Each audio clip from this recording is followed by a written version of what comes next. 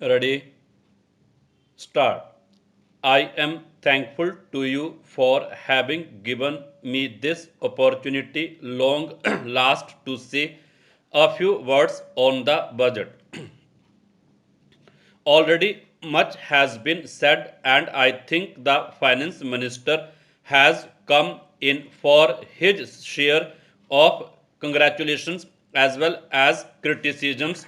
So there is not very much to say, but I should like to say a few words.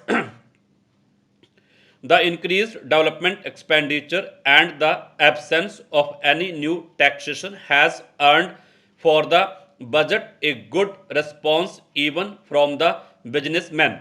I especially welcome the relief given to the middle classes by raising the exemption limit of income tax in respect of personal income.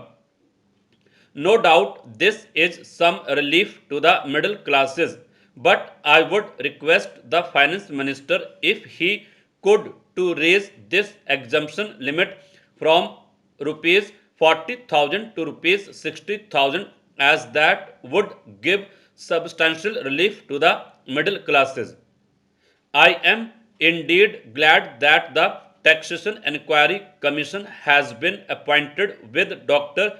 John Mathai as the chairman, and I am sure that many of the vexed problems may be solved through this commission. At the same time, I would request the finance minister to put off the estate duty bill for the present, since this enquiry commission has been appointed and they may go into this question. For I feel that it is not an opportune moment to put on more taxes on the people. Already, as Mr. Gadgil has pointed out, there are so many taxes on the people. The people are overburdened by taxes and they are just trying to recover their stability. So, in regard to estate duty, I would ask him to consider about it. My reason for asking it to be postponed is, as I have said, that the people are still facing economic distress, and then our government is not able to offer the amenities which other countries have, where the estate duty exists, such as free compulsory education for children, free medical aid, homes for the poor and the destitute, old age pension, etc. So, my humble suggestion is that this point may be considered by the Taxation Enquiry Commission. I agree that there is a brighter side of the picture, and that instead of continually harping on our poverty, we should also see the bright side. We are making encouraging progress towards laying the foundation of a welfare state. With the coordination of all and the implementation of the fiber plan, I am sure, sir, that we should be able to lay the foundations and fulfill the dreams of India. It is indeed encouraging to know from the finance minister that there is a tendency of lowering food prices all over the world, and in that case the prices in our country too would be lowered. Regarding defense, for obvious security reasons, I do not agree with my friends who say that the expenditure should be curtailed. It is not advisable to take any undue risks and slacken the defense arrangements. Indeed, defense is one of our valuable assets, although strange to say, there seems to be adverse opinion in some quarters. I agree with what General Karyappa once said that God and army are remembered only when there is trouble. The army consists of the most disciplined and loyal set of young men. It would not be proper to effect economy in the pay of these brave officers, as it would not be an incentive for the right type of young men to join the army, and it would become ineffective and inefficient.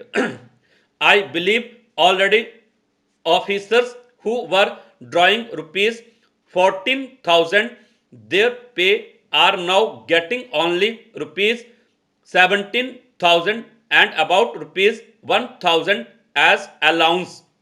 That is, they are getting about half of what they were getting before.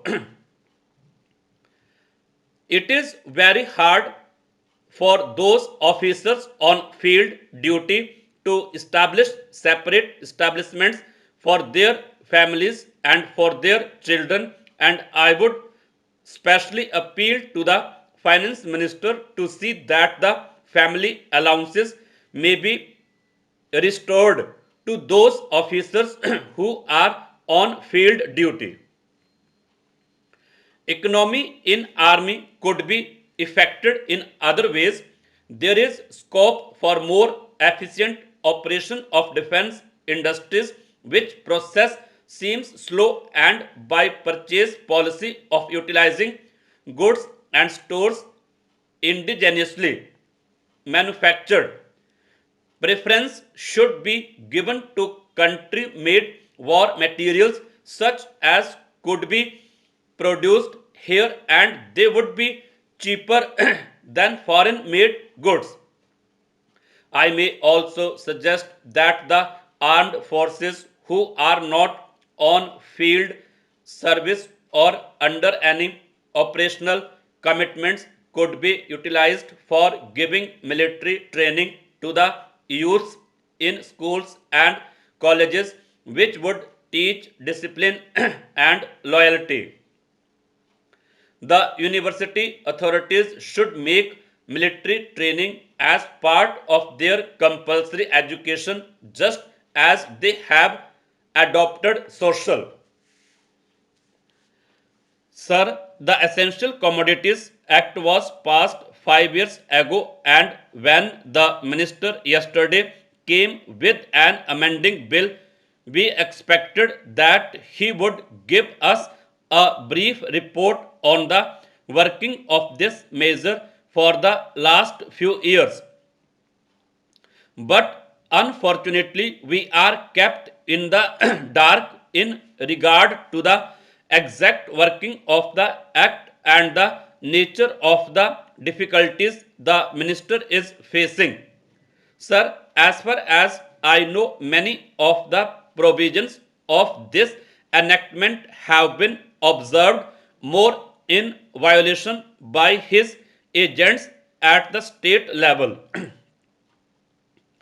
The food minister may be very earnest, may be very able, and may be very anxious to see that the various provisions of the Act are implemented in the most effective manner at the state level, but unfortunately, his agents at the state levels are not equally enthusiastic or equally anxious to observe the provisions of this enactment. The most important objectives of this enactment are to control the supply and distribution of commodities and to maintain a stable price level.